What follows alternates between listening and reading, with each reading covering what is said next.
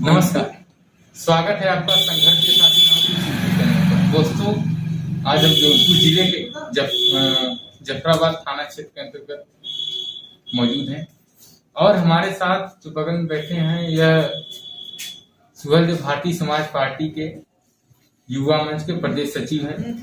लगभग 18 सालों तक इन्होंने जो है पार्टी में काम किया है और संघर्ष कर रहे हैं राजनीति के क्षेत्र में। आखिर इनका मकसद क्या है, यह कौन है, जानने की कोशिश करेंगे हमसे। सर, सबसे पहले स्वागत है आपका।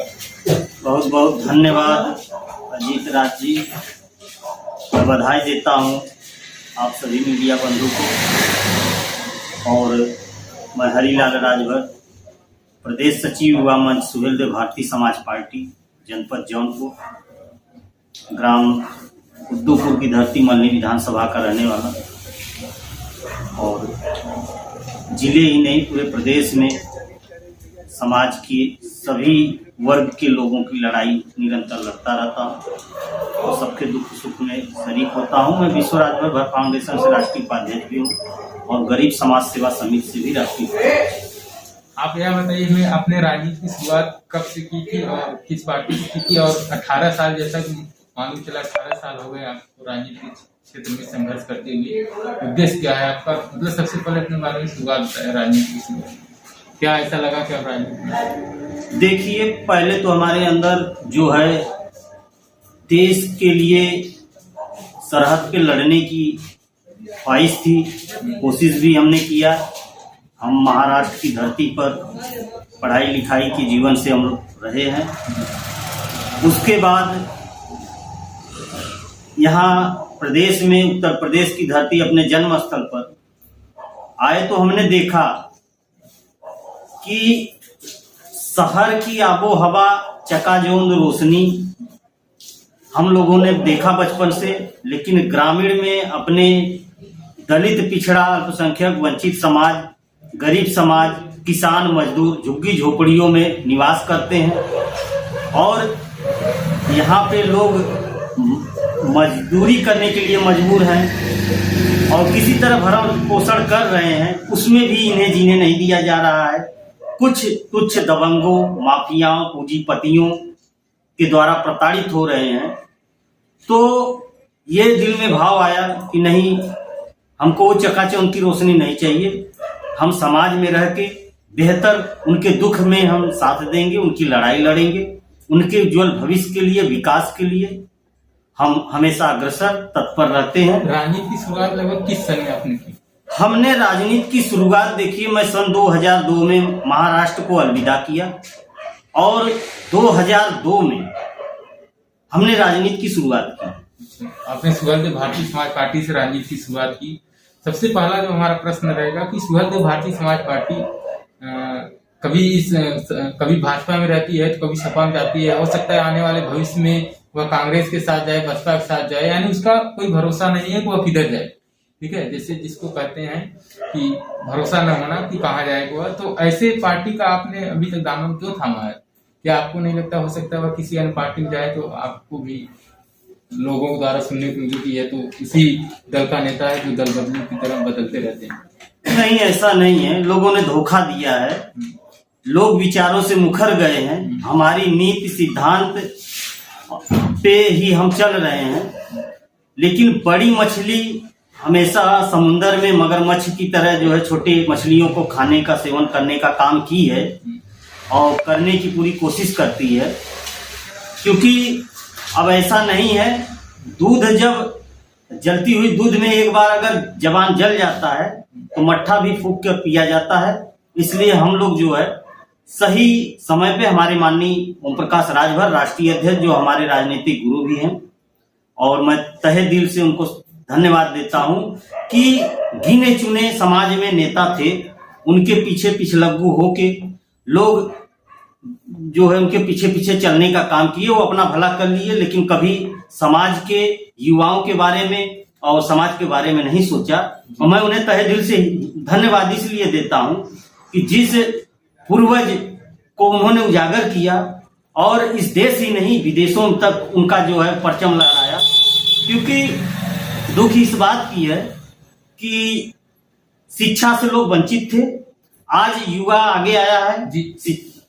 एक प्रश्न रहेगा, थोड़ा समाचार करते। एक प्रश्न यह रहेगा हमारा कि आपने सुबह देव भारतीय समाज पार्टी का दामन थामा है।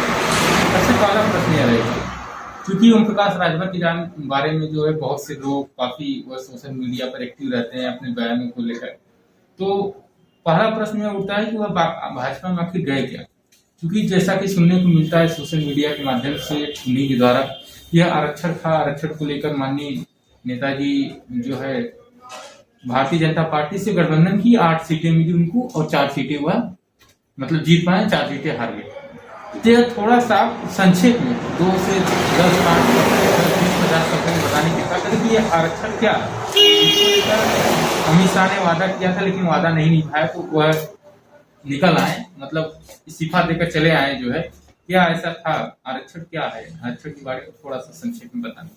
देखिए, कोई भी चीज जब आरक्षित होती है, जैसे आप रिजर्वेशन की बात कर रहे हैं, रेल या ट्रेन या बसों में आप जाते हैं या कहीं पढ़ाई लिखाई शिक्षा में जाते हैं, नौकरी में जाते हैं, तो आरक्षण का यह काम देश में जब से संविधान लागू हुआ तब से चल रहा है।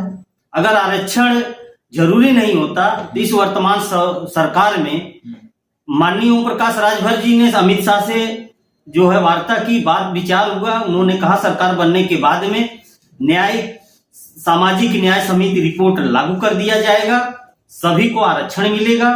मंडल कमीशन की रिपोर्ट जो है रद्दी की टोकरी में आज भी रखी हुई है। 40 साल से लोग संघर्ष कर रहे हैं, चाहे वो अहिर गरेडिया, कुंभी, कोयरी, भर, चमार, मुसहर, धोबी, कटिक, पासी, केवट, बिन, मल्ला, शेख सैयद, पठान, ठाकुर, बाभन, लाला, बनिया, लोहार, कोहार, चौरसिया, धुनिया, माझी, दीवर, अर्कवंशी, बियार, परिहार, सारे लोग इस समय दलित, पिछड़ा, अल्पसंख्यक, वंचित समाज हमेशा से धोखा खाया है। 72-75 साल देश की आजादी के बाद से आज तक धोखा खाया है।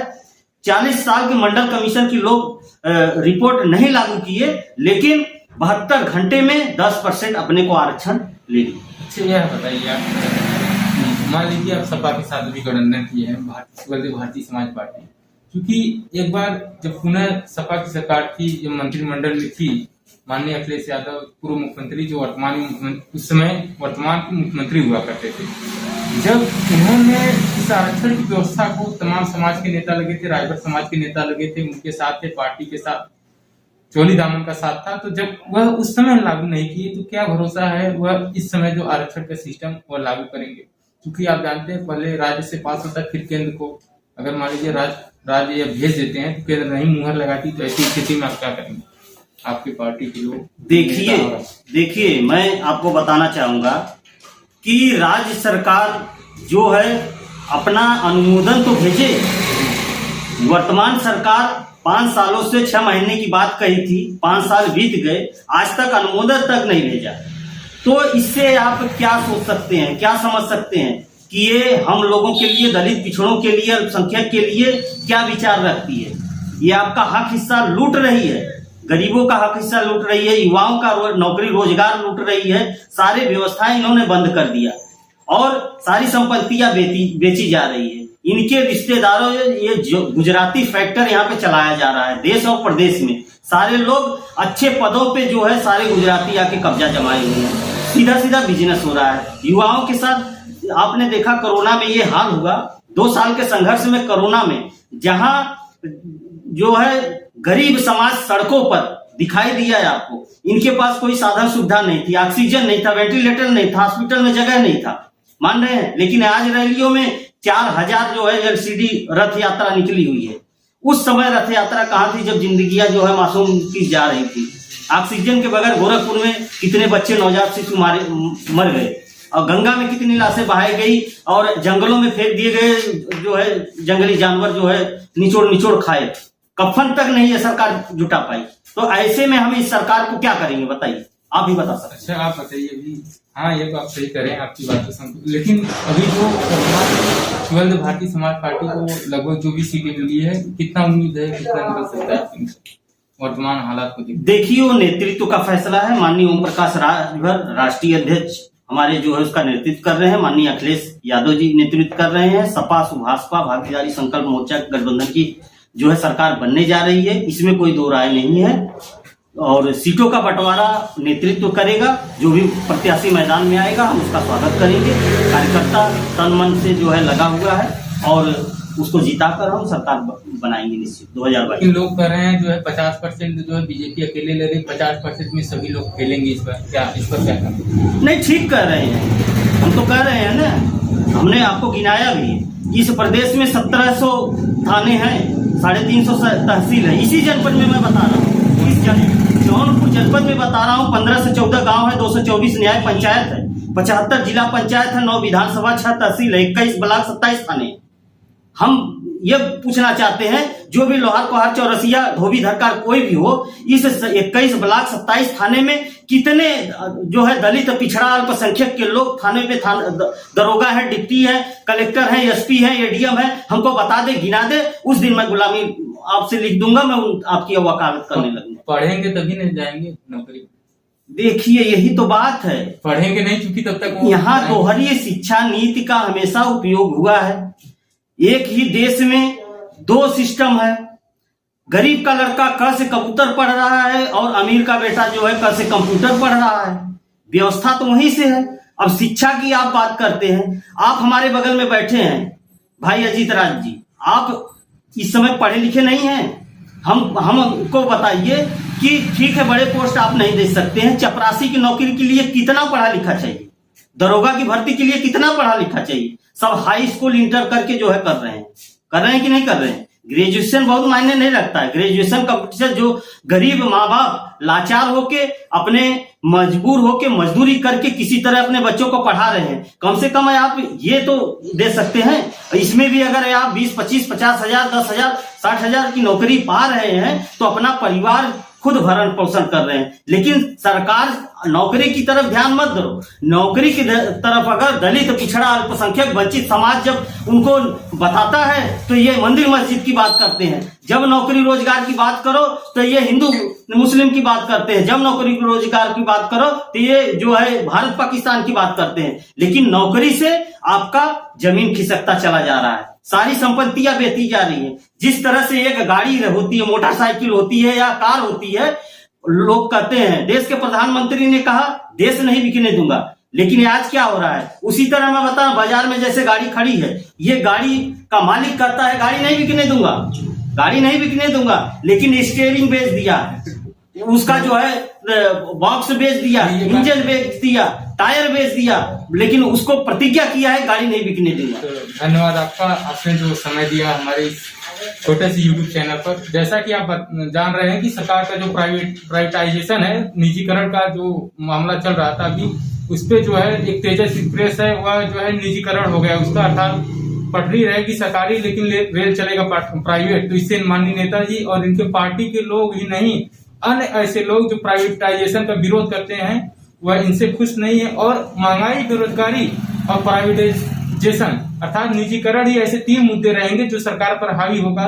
तो आइए देखने वाले समय में देखना यह होगा कि क्या यह जो 3 मुद्दे महंगाई, बेरोजगारी, निजीकरण यह हावी पड़ पाते हैं भाजपा के स्लोगन पे। तब तक के लिए आप लोग हमारे साथ बने रहिए। धन्यवाद। जय हिंद, जय भारत।